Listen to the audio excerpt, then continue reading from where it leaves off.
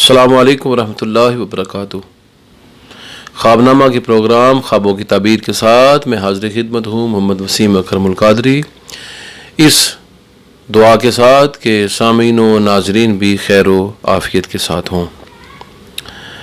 محترم، نبی کائنات صلی اللہ علیہ وسلم کو خواب میں دیکھنے کا شرعی حکم کیا ہے، آج ہم اس سوال کے ساتھ حاضر خدمت ہوئے ہیں۔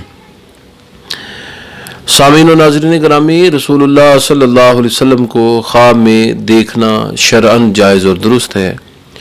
نبی کائنات صلی اللہ علیہ وسلم کی بہت ساری احادیث منقول ہیں جو اسی موضوع سے تعلق رکھتی ہیں۔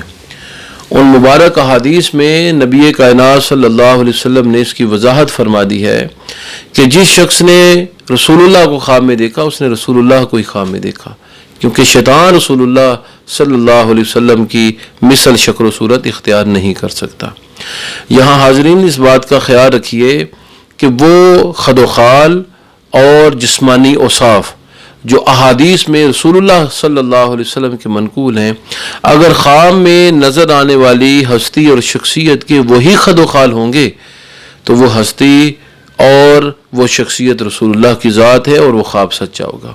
لیکن اگر خواب میں نظر آنے والا شخص ان خد و خال اور اوصاف کا مالک نہیں ہوگا جو احادیث میں نبی کائنات صلی اللہ علیہ وسلم کے متعلق منقول ہیں، تو وہ خواب بھی جھوٹا ہوگا اور وہ شخصیت جو کہہ رہی ہوگی کہ میں اللہ کے نبی ہوں وہ شیطان ہوگا، کیونکہ نبی کائنات صلی اللہ علیہ وسلم جیسی شکل اختیار کرنا شیطان کے بس کی بات نہیں ہے۔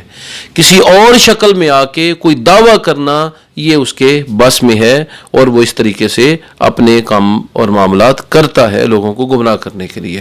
تو نبی علیہ السلام نے جو وضاحت فرمائی ہے کہ میری شکل ہی شیطان اختیار نہیں کر سکتا، تو اس حدیث کا یہی مفہوم ہے کہ وہ کسی اور شکل میں آ کے بڑے سے بڑا دعویٰ بھی کر سکتا ہے اور انسان کو گمراہ کرنے کی کوشش کر سکتا ہے، لیکن رسول اللہ صلی اللہ علیہ وسلم کی شکل و صورت اختیار نہیں کر سکتا۔ حضرت عبداللہ ابن عباس سے روایت ہے، وہ فرماتے ہیں کہ رسول اللہ صلی اللہ علیہ وسلم نے فرمایا جس نے مجھے خواب میں دیکھا یقیناً اس نے مجھے خواب میں دیکھا، کیونکہ شیطان میری شکل و صورت اختیار نہیں کر سکتا۔ یزید الفارسی بہت بڑے تابعی ہیں اور قرآن کریم کے یہ کاتب تھے۔ حضرت عبداللہ ابن عباس کے آخری زمانے میں انہوں نے خواب میں رسول اللہ صلی اللہ علیہ وسلم کی زیارت کی۔ انہوں نے یہ خواب عبداللہ ابن عباس کے سامنے پیش کیا تو عبداللہ ابن عباس نے کہا کہ میں نے نبی علیہ السلام کو فرماتے ہوئے سنا تھا کہ بے شک شیطان کی یہ طاقت نہیں کہ وہ میری صورت پر آ سکے، یعنی کسی اور صورت میں آگے وہ دعوے کر سکتا ہے لیکن میری شکل اختیار کرنا اس کے بس کی بات نہیں ہے۔ اور جس نے نیند میں مجھے دیکھا، رسول اللہ نے فرمایا اس نے مجھے ہی دیکھا۔ پھر حضرت عبداللہ ابن عباس نے کہا کہ یزید الفارسی وہ شکل و صورت تو بیان کرو جس پر تم نے خواب میں اس شخصیت کو دیکھا تھا۔ تو یزید الفارسی کہتے ہیں کہ میں نے حضرت عبداللہ ابن عباس کے سامنے یہ چیزیں بیان کی کہ نبی علیہ السلام کا وجود مبارک، قد مبارک دونوں درمیانے اور معتدل تھے، رنگ مبارک گندمی مائل تھا، اس کے اندر سفیدی تھی، آنکھیں مبارک سرمگی تھیں، خوبرو تھے، خوبصورت تھے، گول چہرہ اقدس تھا، گنی داڑھی تھی جو چہرے کو گھیرے ہوئے تھی اور سینہ مبارک تک آتی تھی۔ تو یزید الفارسی نے جو صفتیں بیان کی وہ راوی کہتا ہے کہ ساری چیزیں مجھے یاد نہیں رہیں۔ پھر عبداللہ ابن عباس نے فرمایا کہ یزید الفارسی اگر تو نے نبی علیہ السلام کو بیداری کی حالت میں دیکھا ہوتا تو اس سے زیادہ تو صفتیں بیان نہ کر پاتا جتنی تو نے ابھی بیان کر لی ہیں۔ اس کا مطلب یہ ہے کہ حضرت عبداللہ ابن عباس رضی اللہ تعالی عنہما نے تصدیق کر دی تھی کہ یزید الفارسی نے خواب میں رسول اللہ صلی اللہ علیہ وسلم کی زیارت ہی کی ہے۔ تو اب اگر کوئی آدمی بہت لمبی داڑھی والا خواب کے اندر آ جائے اور کہے کہ میں اللہ کا رسول ہوں تو وہ شیطان ہوگا، رسول اللہ نہیں ہوں گے۔ اسی طرح ایک آدمی کہ جس کا قد بہت لمبا ہوگا اور وہ خواب میں کہے کہ میں رسول اللہ ہوں تو وہ رسول اللہ نہیں، وہ شیطان ہوگا، کیونکہ شیطان خواب کے اندر آ کے دعوے کر سکتا ہے لیکن شیطان خواب میں رسول اللہ کی شکل اختیار نہیں کر سکتا، آپ کی صورت اختیار نہیں کر سکتا۔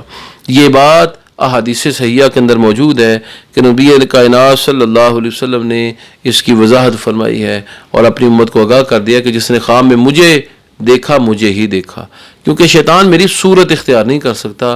حضور علیہ السلام نے دعووں کا کوئی ارادہ نہیں کیا کہ شیطان کوئی دعویٰ نہیں کر سکتا، وہ بدبخت بڑے سے بڑا دعویٰ بھی کر سکتا ہے، لیکن شکل و صورت وہ نبی علیہ الصلوۃ والتسلیم جیسی اختیار نہیں کر سکتا۔ تو جس نے نبی علیہ السلام کو خواب میں دیکھا اس نے حضور ہی کو خواب میں دیکھا۔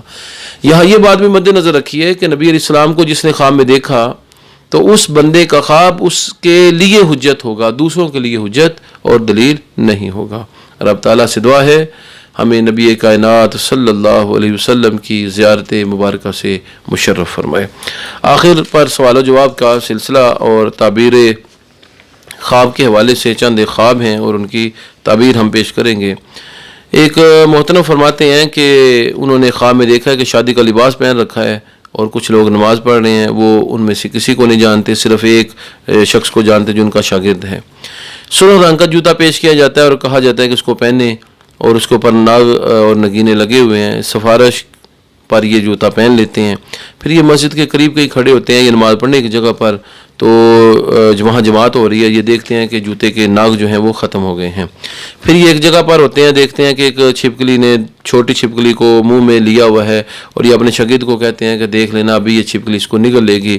اسی دوران چھپکلی کے دو حصے ہوتے ہیں اور ایک حصہ وہاں آ گرتا ہے جس کو یہ دیکھتے ہیں اور دوسرا حصہ جو ہے وہ غائب ہو جاتا ہے۔ یہ فجر کی نماز کا وقت ہے جب انہوں نے یہ خواب دیکھی ہے۔ محترم، آپ کی خواب جو ہے اس میں اللہ رب العالمین کی طرف سے 3 چیزیں آپ کو بتائی جا رہی ہیں۔ پہلی چیز یہ کہ آپ کی شادی انشاءاللہ العزیز جلد متوقع ہے، اس لیے آپ نے اپنے آپ کو خواب میں دیکھا ہے کہ آپ شادی کی تیاری کر رہے ہیں اور آپ کو جوتا پیش کیا جا رہا ہے۔ دوسرا اشارہ اس طرف ہے کہ آپ نماز اور عبادات اسلامیہ سے جی چرائے ہوئے ہیں، آپ اپنی اصلاح کریں، تقوی اور پرہیزگاری اختیار کریں اور نماز اور مسجد کی عبادت کاری کی طرف توجہ دیں۔ تیسرا، سرخ جوتا جو ہے وہ بیوی اور زوجہ کی علامت ہے۔ سرخ جوتے کا نگینوں کے ساتھ ہونا یہ بااخلاق ہونے کی علامت ہے، اور سرخ جوتے کا نگینوں سے محروم ہو جانا یہ اچھے اخلاق سے محرومی کی دلیل ہے۔ رب العالمین سے دعا ہے ہم سب کو شیطانی شر سے، شیطانی اعمال سے محفوظ فرمائے، نماز کی توفیق مرحمت فرمائے، اور حسد سے، حسد کرنے سے، حسد کا شکار ہونے سے رب تعالی ہم سب کو محفوظ فرمائے۔ اس کے ساتھ اپنی میزبان کو اجازت دیجیے۔ السلام علیکم ورحمۃ اللہ وبرکاتہ۔